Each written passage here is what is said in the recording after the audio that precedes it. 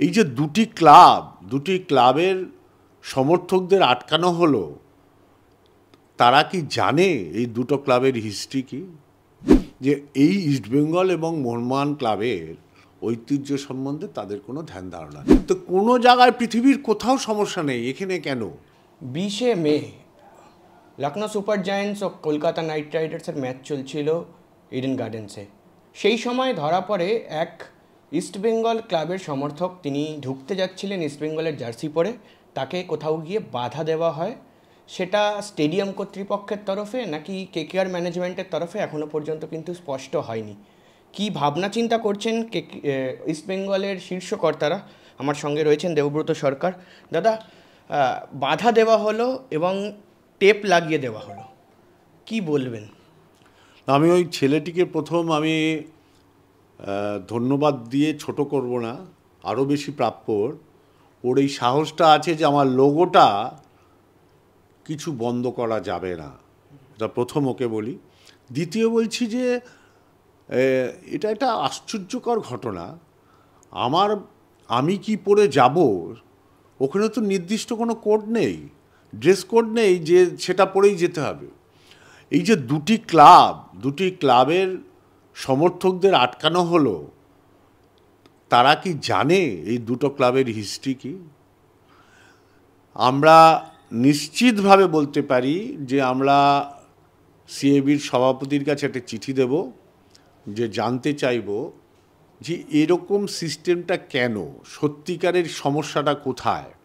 আর আমরা আমাদের লোগো ব্যবহার করতে পারবো না, বাইরে বেরোতে পারবো না, জার্সি পরে যেতে পারবো না, খেলার মাঠে ঢুকতে পারবো না। এই স্পর্ধা কে দেখাতে চায়? তাদেরকেও আমরা দেখতে চাই একটু, যে এই ইস্টবেঙ্গল এবং মোহনবাগান ক্লাবের ঐতিহ্য সম্বন্ধে তাদের কোনো ধ্যান ধারণা নেই। কেকেআর ম্যানেজমেন্ট একটা প্রেস বিবৃতি দিয়ে সেখানে লিখেছে যে তাদের এই ম্যানেজমেন্টের সঙ্গে কিছু করার, এই যে স্টেডিয়াম ম্যানেজমেন্ট, তার সঙ্গে তাদের কোনো হাত নেই। এটা সম্পূর্ণ স্টেডিয়ামের যারা কাজ করছিলেন তারা এই বিষয়টা দেখেছেন, তাই জন্য একটা অন্য রকমের খেলা চলছে বা অন্য রকম দিকে ডাইভার্ট করার চেষ্টা হচ্ছে, এমনটা প্রেস বিবৃতিতে লেখা রয়েছে। না, আমরা তো সেটাই সত্য উদ্ঘাটন করতে চাই। আমরা তো সেটাই জানতে চাইছি, যে সভাপতির কাছে জানতে চাইব যে ঘটনাটা কি, এরকম কোনো আছে কি না কিছু। যদি কিছু থাকে সেটা প্রকাশ্যে আসুক, যে কি সমস্যা আছে। আমরা দরকার হলে আলোচনায় বসবো, অসুবিধা নেই কিছু। কিন্তু আমাদের পরবর্তীকালের এরকম যদি আঘাত আসে এবং ব্যাঘাত করা হয়, তাহলে আমরা আমাদেরও রূপটাও দেখাবো।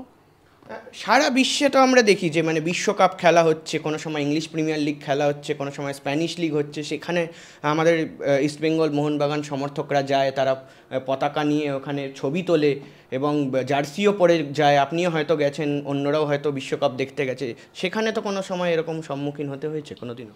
এই বছরই তো ওয়ার্ল্ড কাপ দেখলো আমাদের জার্সি পরে, আমাদেরই এক বন্ধু ফাইনাল দেখলো আমাদের সাথে।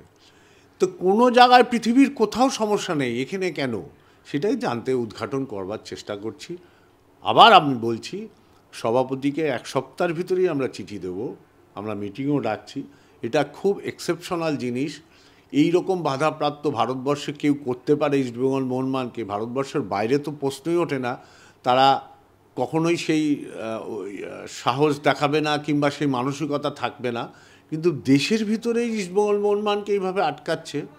আমি দুটি সমর্থককেই কুর্নিশ জানাচ্ছি, তারা আগামী দিনে যেন এরকমভাবেই থাকে, যে ক্লাবকে কোনো জায়গায় ছোট করা যাবে না। আমাদের লড়াই 90 মিনিটের লড়াই লড়ি ঠিক, কিন্তু আর একজনের প্রতি পারস্পরিক একটা শ্রদ্ধা থাকা উচিত। তিনটি ক্লাবকেই আমরা শ্রদ্ধা করি, আমাদের নিজের ক্লাবকে যেমন করি, মোহামেডানকেও করি, মোহনবাগানকেও করি।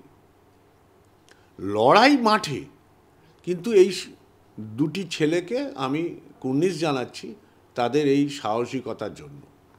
দেবাশিস দত্তর সঙ্গে কথা হচ্ছিল, তিনি বললেন যে কোথাও গিয়ে স্পোর্টসের যে স্পোর্টসটাকে কোথাও গিয়ে একটা বলা হচ্ছে যে অপমান করা বা এটা এই ধরনের একটা বিষয় উনি বললেন। আপনি কি বলবেন, মানে খেলাধুলার ফ্র্যাটার্নিটিতে?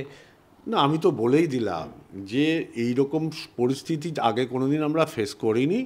আমরা আগে জানি সভাপতির কাছ থেকে, তারপরে ঠিক করব।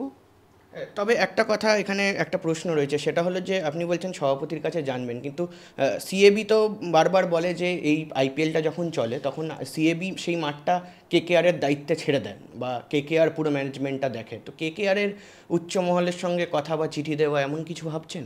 না না, আগে সিএবি প্রেসিডেন্ট জানাক তাদের এখতিয়ার কতটা, তারপরে দেবো। ঠিক আছে, অনেক ধন্যবাদ। আমাদের সঙ্গে ছিলেন দেবব্রত সরকার। তিনি জানালেন যে এমন ঘটনা এটা সত্যি অপ্রীতিকর আর খেলাধুলার জন্য অবশ্যই একটা খারাপ সংকেত।